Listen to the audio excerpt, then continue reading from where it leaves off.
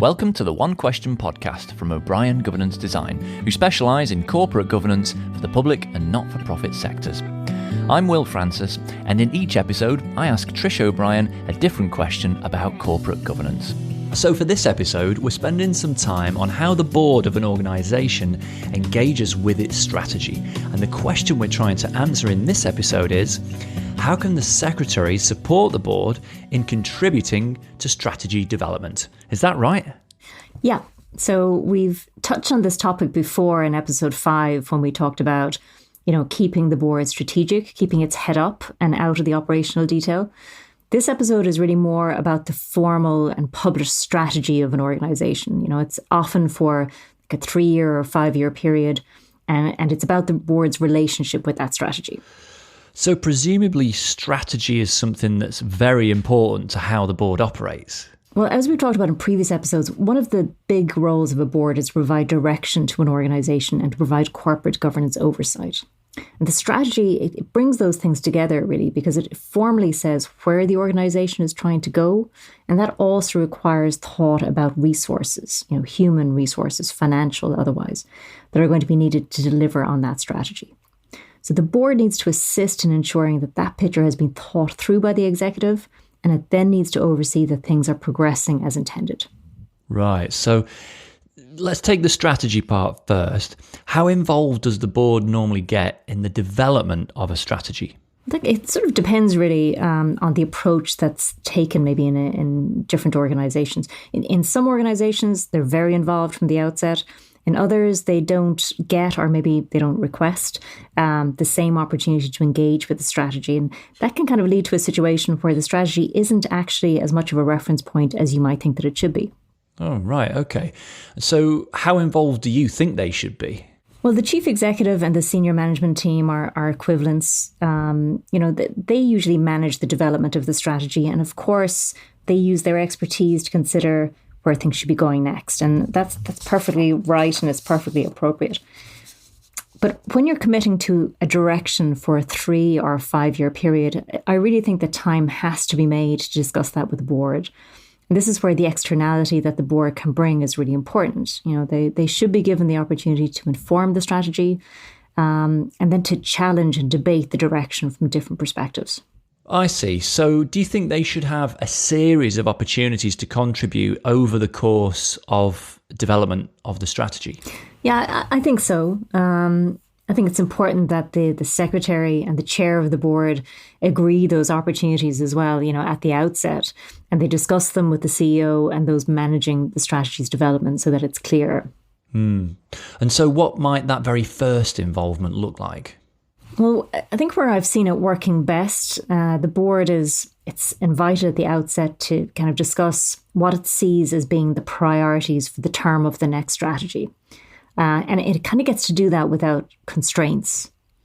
And that stage, I think, it's really important because it's one of the few times they get to do some blue skies thinking, as it were. And it can really kind of rejuvenate their interest in the organisation and lifts them out of the detail.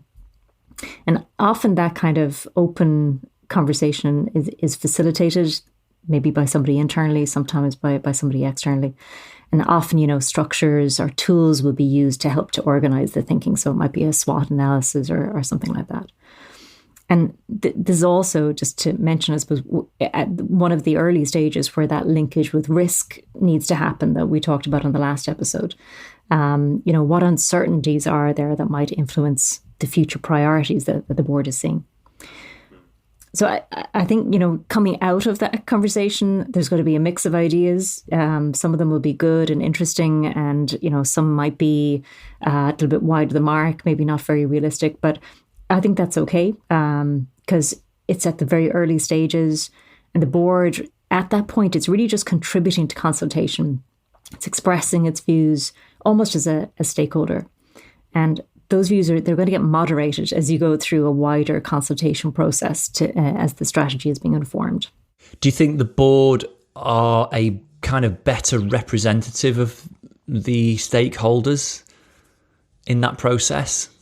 Well, boards are made up for different reasons. Sometimes they're made up because they represent stakeholders. Sometimes they're made up because they represent specialisms, that they're specialists in HR or in legal matters or whatever else. But I think they're all there for a reason and for a purpose. So to not take advantage of their perspectives and their experience and their knowledge of the business to sort of express to each other and to the executive how they see things going, I really think that will be, very much a missed opportunity. Yes, I see that.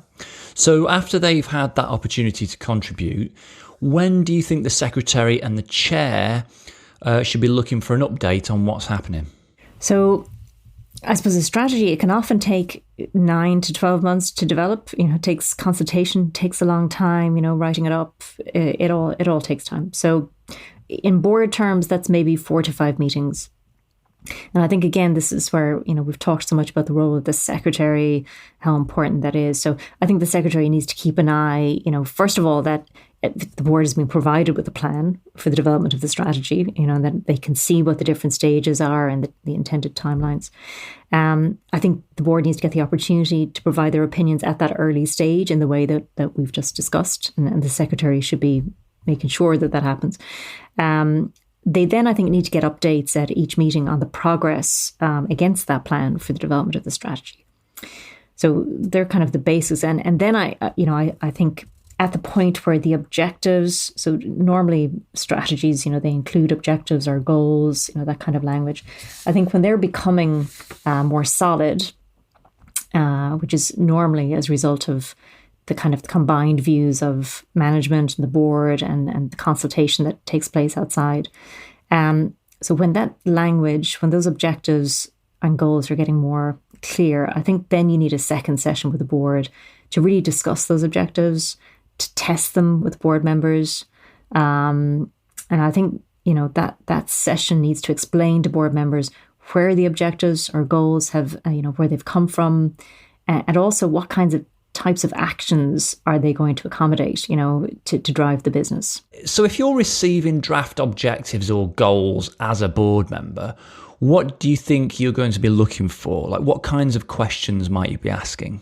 There's a few things I think that are worth thinking about at that stage. And I think if we put ourselves in the place of a board member who's looking at some text coming in and some objectives coming in, I think you'd want to be satisfied that there's a decent rationale for the objectives, that they're based on good reasoning. Because sometimes you can do an awful lot of consultation and still, end up back with the very early stage thinking, and maybe things haven't adjusted or shifted much. So you just want to make sure that there's good thinking has happened around these objectives, because they are going to set the direction for the next 3 to 5 years. I think you want to make sure that the consultation has been informed by, the objectives have been informed by consultation, and that the consultation it's been extensive enough. The right people have been asked their views. I think you also want to know that the objectives have been informed by the work the organization's already doing, and that it's kind of building on that. Because sometimes you see strategies and they seem to think that they're starting from a blank page, but that's not the case. Resources are always tied up with current activities. So just want to make sure that everybody has kept that in mind as those objectives are being drafted.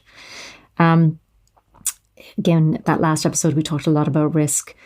This is really, again, where the board can start trying to embed this thinking around risk, and asking the questions, finding out, has it been actively sort of factored into the thinking of the executive? What, have they thought about what are the uncertainties that might influence the achievement of those objectives? And then, obviously, the organization might have legal responsibilities or a constitution. You want to make sure that the objectives fit with that, but also with, most places also have a mission, a vision, values. Do these objectives fit with that? Are they aligned with it?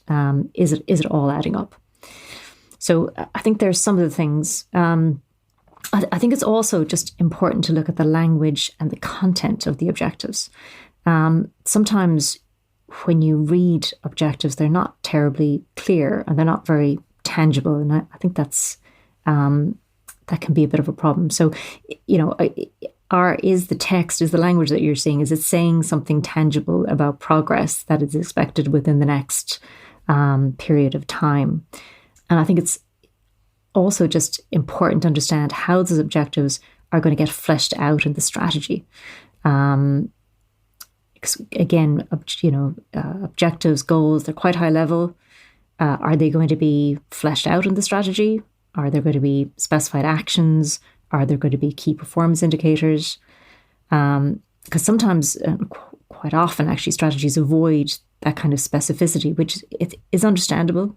Sometimes you don't want to commit and there's so much uncertainty.